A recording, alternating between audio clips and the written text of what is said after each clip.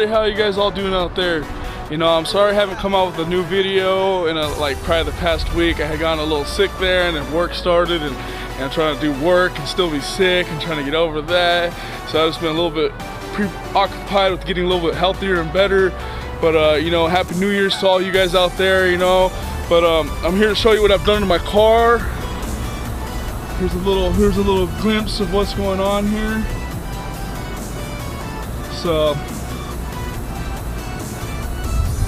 there's the new radiator. It's the AMS. It's installed.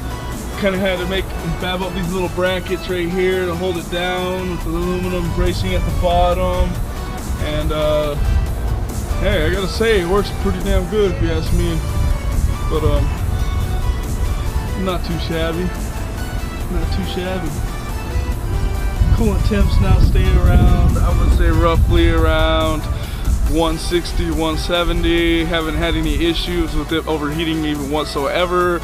You know, you go through the drive-through of McDonald's, you don't even get up to the 200s. So by the time I take back off, I'm back down to like 170, 160. Thermostat, I believe on mine opens at about 160. So that's pretty much where it stays. I love it. You know, when it comes to the track days, it's gonna make one world of a difference. I'm super stoked. I'm super excited, you know.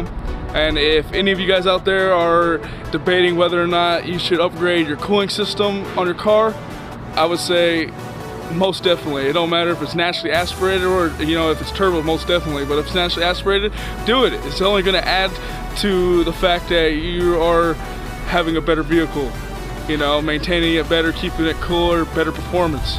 So, but you know, I just wanted to shoot this little bit of video. I'm on break at lunch at work, but I just wanted to shoot this video. That way I could button up the rest of it and show you the clips. So I hope you guys like and enjoy. Please like and subscribe, and I'll see you guys later.